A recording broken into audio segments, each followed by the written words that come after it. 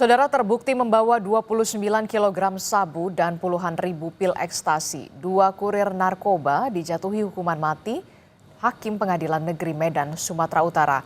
Hal yang memberatkan kedua terdakwa ini sudah lebih dari 1 kali menjadi kurir narkoba. Vonis hukuman mati terhadap dua terdakwa yakni Muhammad Fauzan dan Kiki Rezeki Siregar dilakukan secara daring. Majelis Hakim yang diketuai oleh Cipto Hosari Parsaoran Nababan dalam amar putusannya menyatakan keduanya terbukti bersalah membawa 29 kg sabu dan puluhan ribu pil ekstasi saat ditangkap polisi di Kota Medan pada bulan September 2024. Putusan hakim sesuai dengan tuntutan jaksa.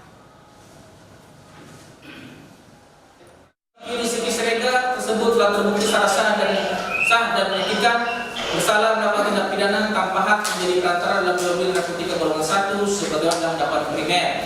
Terdakwa Muhammad Fauzi oleh karena itu dengan pidana mati. 3. Menetapkan terdakwa Muhammad Fauzi tak ditahan